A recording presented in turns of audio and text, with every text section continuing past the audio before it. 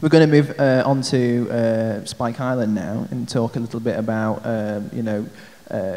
how the film was put together, the idea of the film, where it came from, and where you're looking to take it. And the reaction that you've got so far, I know that you've just come from the London Film Festival, and literally, fresh reactions sort of coming out, and you're going there tonight as well. So can you sort of give us a little introduction to Spike Island as a film and where the idea came from? Well, Spike Island actually goes back to 24 Hour Party People because I worked on that film as a runner and various different other jobs, and I met a guy called Chris Coggill, who is an actor, really a great actor, and he was playing the part of Bez from the Happy Mondays. So I met him, and he was really sweet and kind of took me under his wing a little bit. And he was also doing a bit of writing, and that's increasingly what he's ended up doing. He loves to write. At the same time, there was Fiona, was one of the producers on the film, and she was looking to go out on her own.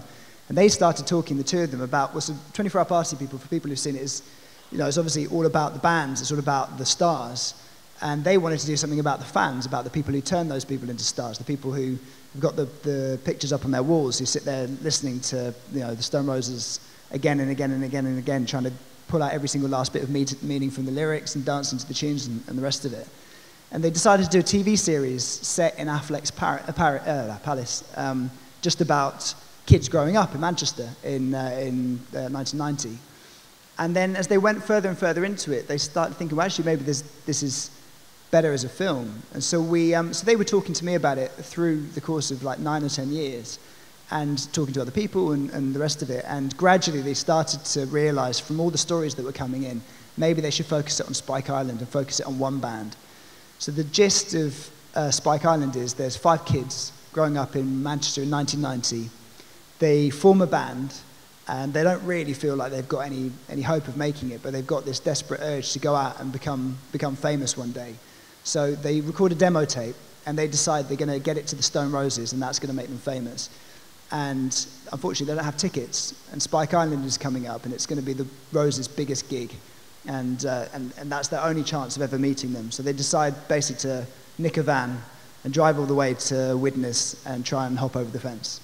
And what we're going to see now is the preview that you're taking to Cannes, that you've put together for the film, and then we'll talk a little bit more about it after we've seen it.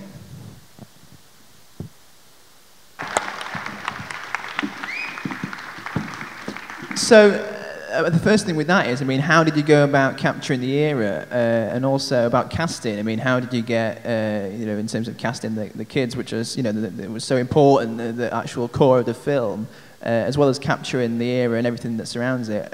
How did you go about, casting the right people as well? Well, so obviously I'm not from Manchester, you probably guessed, and I wasn't around in 1990. I was too young to have seen Stone Roses first time round, even though I became a fan kind of after the event, after they'd already split up, like a lot of people. And I think in terms of trying to get it right, we just had to talk to people. A lot of people who worked on the film were at Spike Island, or knew people who were at Spike Island. We got a lot of footage in, we got photos in, we got film in of the real gig. We met with people from the time, so it was really a kind of collaborative thing. I just needed a lot of help. In a way, it was a bit like with Ian Jury in Sex and Drugs. It's like, I just had to kind of be honest with people and say, look, I really don't know what I'm doing, so I need as much help as I can get. I can do the filmmaking bit, hopefully, but you need to tell me, inform me if I'm getting it wrong. And that's all the way down to, like, most of the cast are from Manchester, but there's a couple who aren't. So if their accents were fluctuating or whatever, we would just need people to step in and just say, do you know what, you wouldn't say that. Chris Coggill, the writer, was on board. He plays one of the characters as well, so he was around a lot of the time, and he could often give me a bit of a helping hand that way as well. In terms of casting it, it was really hard, actually, because we had a great casting director, Jane Ripley, who works a lot in Manchester, and she has a really good reputation. And we had to sit down initially and go, well, who are these kids? Like, how are we going to cast them? Because my instinct is always to try and cast people who are a bit rough around the edges, maybe unknown, so they're not carrying too much baggage. But on the other hand, Chris's script was quite tricky to get your tongue around. He writes, kind of very fast banter, quite intricate sentences. The way he writes isn't naturalistic. He writes in a very kind of stylized way. So with that experience, it's quite hard to get your tongue around. So we ended up doing a bit of a mishmash. We cast the 2 main leads. Elliot Tittensaw had been in Shameless for 9 years, and Nico Mirallegro had been in Hollyoaks. So in that sense, they'd not been in films before. They were used to being on a set. They weren't fazed by cameras. They weren't going to be freaked out.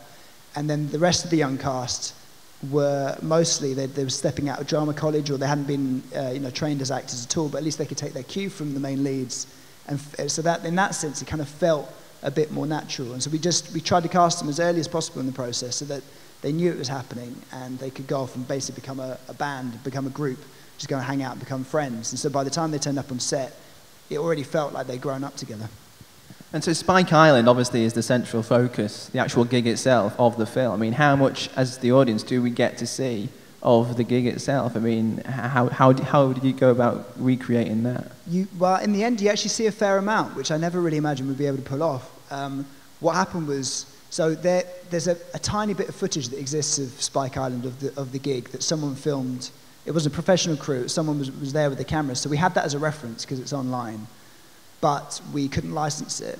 And there are photos of the gig, lots of fantastic photos. So we kind of used those as a starting point. And then we looked into different ways of doing it. And I have these guys who I work with who are effectively just a bunch of mates sitting with laptops in a garret in Soho in London. And they just can achieve miracles. And they did the Take That video.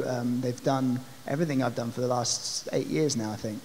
And so I would just say things like, well, look, I just think in the original script, you never see Spike Island. The people who get in, they go off on their own story, and we never, as an audience, see the gig. And I just thought that was going to feel like we were cheating the audience. It's a film called Spike Island. We've got to see Spike Island, and it can't just be a fence. And I think the challenge for me often with a lot of scripts that are written in this country are really well written in terms of dialogue, but they don't actually feel that cinematic. They're not very visual. And I think you've got to constantly challenge yourself as a filmmaker to go, well, why should you go and see a film like this in the cinema? Why don't you just wait for it to come out on DVD? What is it that deserves to be seen on a massive screen? And so we talked to these visual effects guys, and we said, look, we're going to do a 50-foot crane shot, but for example, and we'll start off on the characters' faces, and then we'll go higher, higher, higher, higher over the fences, and effectively go off into nothing. And then you've got to fill in the gaps, and you've got to create 30,000 people from scratch, because obviously we can't afford to pay 30,000 extras. We can afford to pay 150, and you just have to fill in the rest. And it was a challenge, but they've just done this incredible job. And the same thing with later on, when you see one of the characters there is hopping over a fence and trying to get in, you see the gig reflected in his eyes, and the camera travels through the audience and does this impossible shot, just goes all the way through the audience, through all these hands, and ends up on stage, and then we cut to archive of the real band. So it was we've found various different ways of cheating it, and I think as long as you see it a few times, then suddenly when you're not seeing it, you get away with it.